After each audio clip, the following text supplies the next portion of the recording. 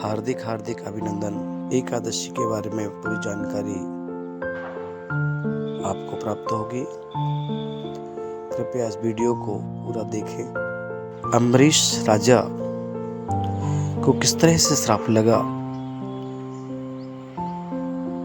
अम्बरीश राजा एकादशी को श्रद्धा व प्रेम व विश्वास के साथ कई वर्षों से इस व्रत को करते थे, परंतु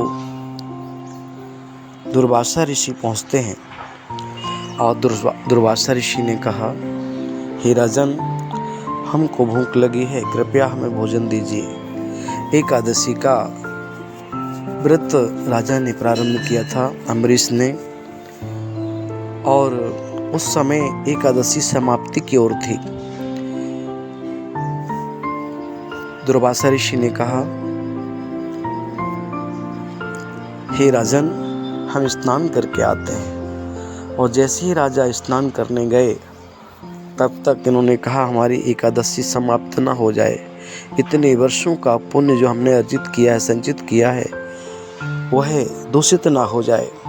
इसलिए कहते हैं, इन्होंने एक तुलसी का पत्ता मुख में रख लिया और मुख में रख रहे तो उसी समय दुर्वासा ऋषि प्रकट हो जाते हैं। दुर्वासा ऋषि ने कहा, राजन, आपने बहुत गलत कार्य किया है, और उनको श्राप दे दिया।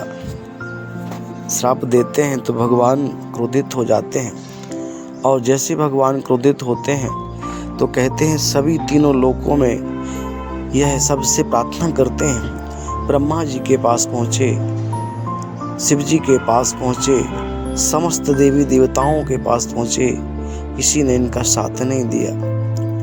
अंत में भगवान विष्णु की शरण में जाते हैं। कहते हैं, जब ये भाग रहे थे, भगवान को गुस्सा आया, अपने सुदर्शन चक्र को छोड़ दिया। जैसे कि सुदर्शन चक्र को छोड़ा, त्राही त्राही माम बचाई सुदर्शन चक्र से दुर्वासा ऋषि घबराते हैं। तीनों लोकों में कई वर्षों तक भागते हैं, कोई सहारा नहीं देता है। एक बार भगवान देवी देवता नाराज होते हैं तो संसार में उनका कोई सहारा नहीं बन पाता। अंतोगत्वा भगवान विष्णु की शरण में जाते हैं। भगवान विष्णु ने कहा, हे ऋषि, जिनके माध्यम से आपको श्राप लगा है, आप उनकी शरण में जाइए। और दौड़ लगाते हुए राजन को प्रणाम करते हैं। राजा ने साष्टांग लेट करके प्रणाम किया, बोले, मेरे जन्म जन्म के पाप धुल गए, गुरुजी हमें तो माफ़ कर दीजिए। और उन्होंने बड़े प्रेम के साथ, भाव के साथ ऋषि का सम्मान किया।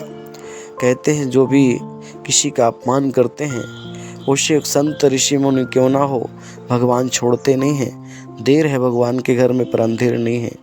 जो भी इस वीडियो को पूरा देखेगा, उनकी मनोकामना पूर्ण होगी और वो निश्चित रूप से लखपति हो जाएंगे। राधे राधे, जय श्री कृष्ण।